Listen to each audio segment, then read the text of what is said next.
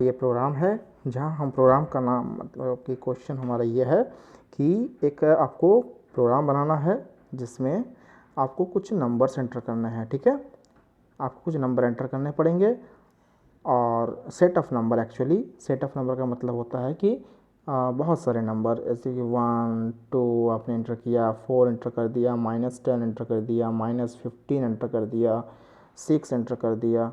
इस तरह से आप बहुत सारा नंबर कंटिन्यू एंटर करते जाइए, एंटर करते जाइए, एंटर करते जाइए, और आपका जब हो जाएगा, लगता है कि और नंबर्स एंटर करने नहीं है, तो आप लास्ट में फिर 0 एंटर कर दीजिए। जैसे आप 0 एंटर करिएगा, आपका जो एंटर करने का जो काम था वो हो जाएगा ख़त्म। ठीक है, जैसे ख़त्म हो जाएगा एंटर करने का काम, तो आपका लास्ट में क्या हो जाएगा, लास्ट में वही आपका प्रोग्राम का क्वेश्चन है। देखिए हम बताते हैं, इसको मिटा लेते हैं पहले।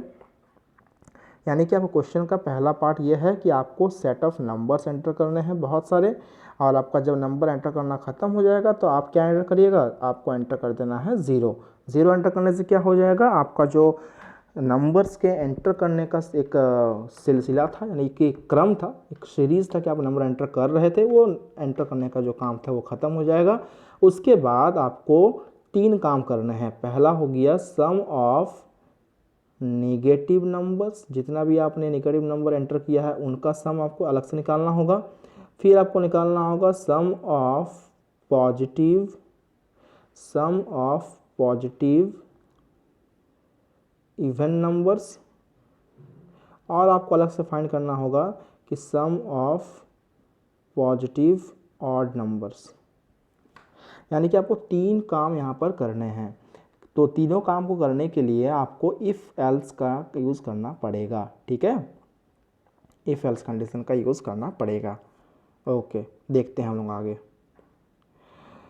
तो सबसे पहला काम क्या है, सम ऑफ नेगेटिव नंबर, यानी कि आप जितना भी नंबर का सेट एंटर किए हो उनमें सारे नंबर्स को आपको बारी बारी से चेक करना होगा कि कौन सा नंबर 0 से छोटा है।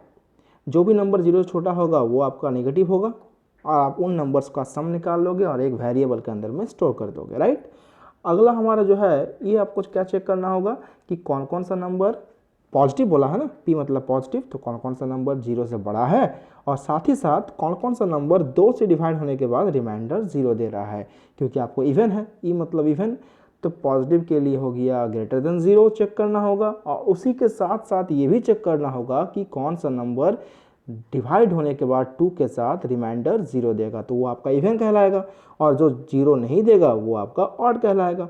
बात क्लियर? तो ये आपका इस प्रोग्रामिंग का पूरा पार्ट है। ठीक है, तो चलिए मैं अभी आपको ये प्रोग्रामिंग का कोडिंग समझाने की कोशिश करता हूँ। ये तो आपका एक ओवरव्यू था जो आपको बेहतर समझ में आ चुका है कि क्वेश्चन में एक्चुअल में करने क्या बोला है। ठीक है, ये समझना बहुत ज़रूरी होता है। रहा सवाल आपको क्वेश्चन, ठीक है, मैं क्वेश्चन को आपको अलग से पोस्ट कर दूंगा। ठीक है, कोई दिक्कत नहीं है। तो सबसे पहला हमारा काम है कि क्लास का नाम हमने क्या दिया है, क्लास का नाम हमने दिया है सम, और उसके बाद ये थ्रो द एक्सेप्शन है यहाँ पर, फिर इनपुट स्टिमुलेटर, बफर रीडर, फिर इंटर ए नंबर। आप एक नंबर एंटर कर दिए एन के अंदर में, सपोज कर लीजिए आपने एन के अंदर में एंटर कर दिया है, फिर फिलहाल 5 एंटर किया है। ठीक है, आपने फिलहाल 5 एंटर किया है एन के अंदर में।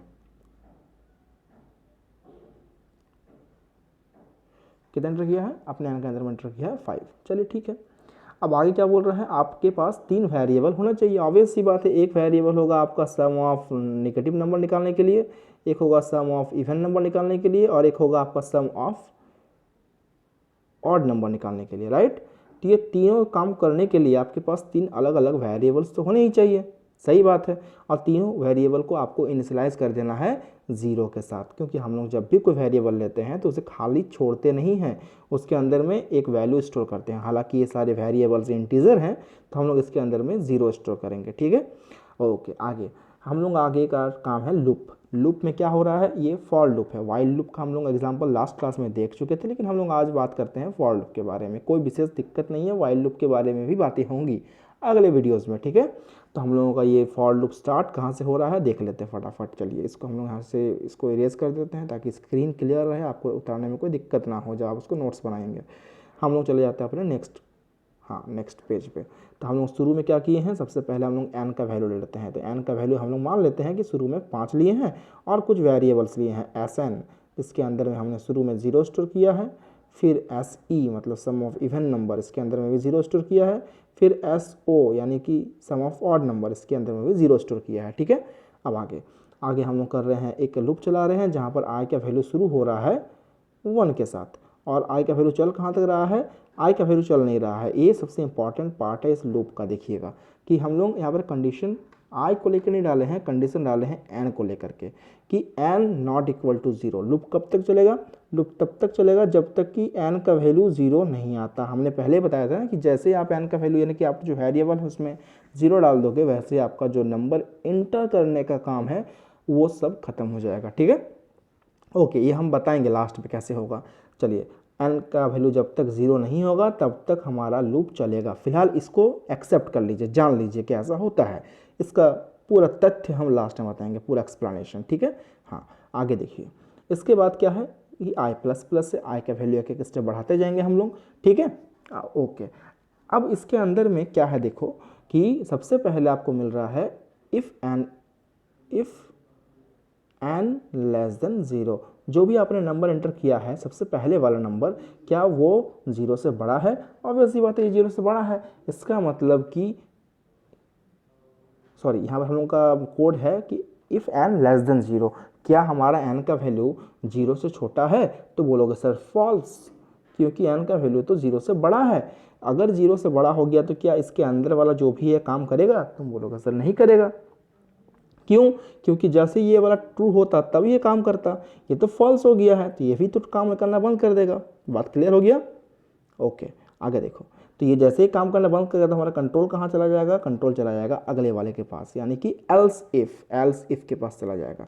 एल्स इफ में क्या है, जल्दी से देख लेते हैं। तो एल्स इफ में है कि n ग्रेटर देन 0, पहला कंडीशन ये चेक कर रहा है। देखो, पहला कंडीशन चेक कर रहा है n ग्रेटर देन 0। तो क्या n का वैल्यू 0 से बड़ा है? हाँ, 5 तो भाई 0 से बड़ा है, 5 0 से बड़ा है, तो ये तो कंडीशन ट्रू हो गया।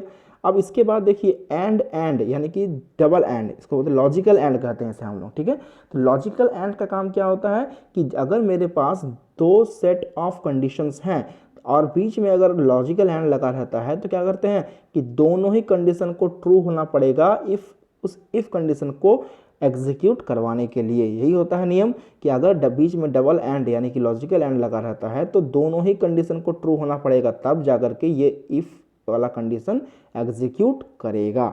ठीक है, अगर एक भी कंडीशन फॉल्स होता है तो वो कंडीशन एग्जीक्यूट नहीं करेगा। तो दूसरा कंडीशन क्या है कि n mod 2 not equal to, ये जो साइन है ये नॉट इक्वल टू का साइन है, ये नॉट इक्वल टू का साइन है। ठीक है, तो नॉट इक्वल टू 0, तो देख लेते हैं भाई, क्या 5 2 से डिवाइड होने के बाद 0 नहीं देता है? देख लेते हैं करके रिमाइंडर कितना आ रहा है। तो 2 से 5 को डिवाइड करते हैं, 2 दूना 4 1, तो भाई ये तो 0 है ही नहीं। इसका मतलब हमारा कंडीशन तो यहाँ ट्रू हो गया, क्योंकि हम लोगों को तो वही करना था ना कि 0 नहीं होना चाहिए, तो नहीं हुआ 0। इसका मतलब हमारा क्या हुआ, ये कंडीशन ट्रू हो गया। यहाँ पर n mod 2 not equal to 0 सही हो गया, ट्रू होने से क्या होता है, ट्रू होने से इसके अंदर का जो स्टेटमेंट है वो काम करेगा। स्टेटमेंट क्या है? एसओ यानी कि सम ऑफ ऑड नंबर्स, ये वेरिएबल है। SO equal to SO plus, SO का वैल्यू कितना है? एसओ का वैल्यू है 0 प्लस वो n जो आपने एंटर किया है। तो आपने एंटर कितना किया है? 5, यानी कि आपका जो एसओ का वैल्यू है कितना हो गया? वो 5 हो गया। बात समझ में आ रहा है? इसके बाद आगे, इसके बाद हम लोग क्या करेंगे, इसके बाद हम लोग का चला जाएगा कंट्रोल।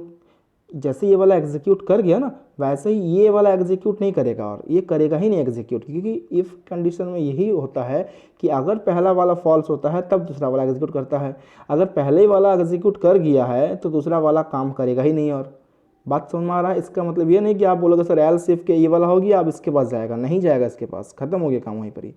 तो अब जब ये काम खत्म हो गया तो आगे बढ़ते हैं। नेक्स्ट क्या है?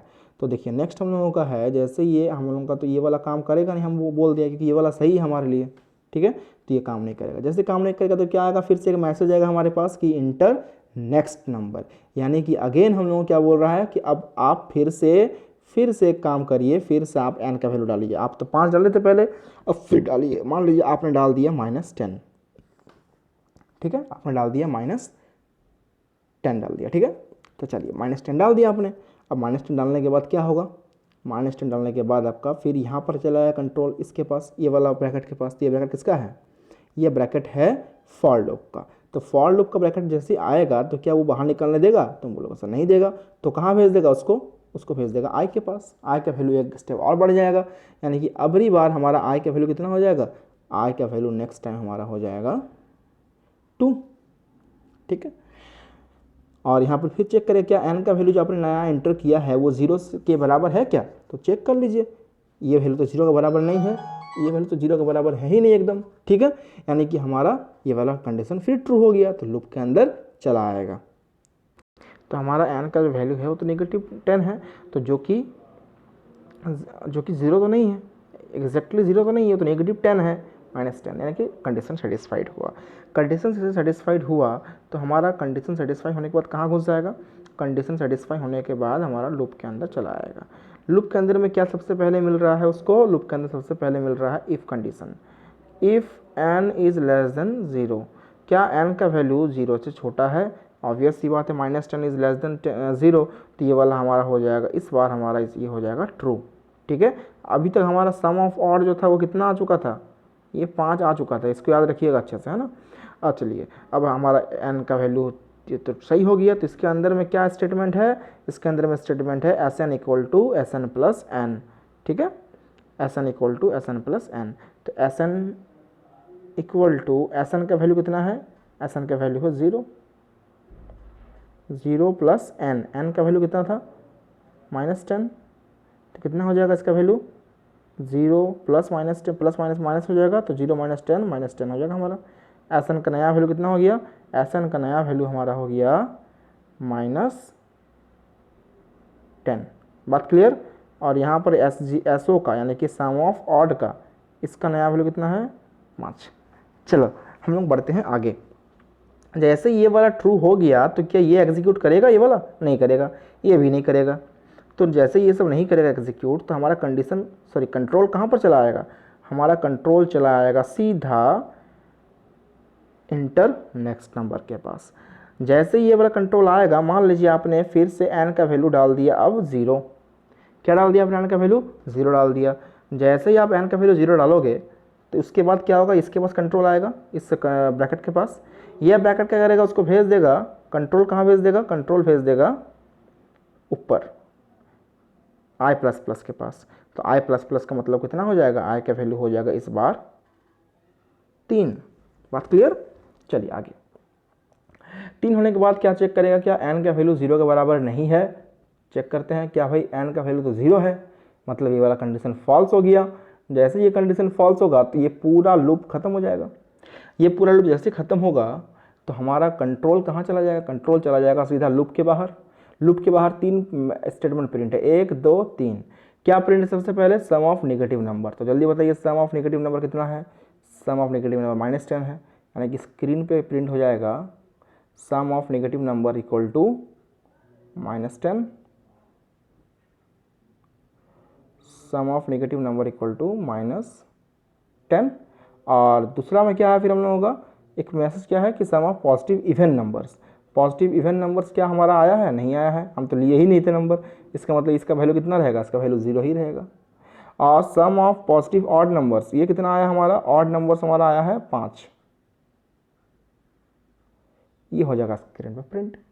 बात समझ में आ गया, यही हमारा कोडिंग है, कोई बहुत बड़ा इशू नहीं है समझने में इसको, ठीक है। आप इसको बेहतर इजीली समझ सकते हो, और इसको अगर कोई प्रॉब्लम फिर भी आती है समझने में तो आप डेफिनेटली मुझे अगले वीडियो में हम उसको सॉल्व करेंगे, मुझे पोस्ट करिएगा, कमेंट करके बताइएगा कि हाँ सर हम मुझे ये इसमें ये दिक्कत हो रहा है, मैं डेफिनेटली उसको अगले वीडियो में सॉल्व करने का कोशिश जो है वो डेफिनेटली करूँगा, ठीक है। तब तक के लिए टेक केयर, गुड बाय।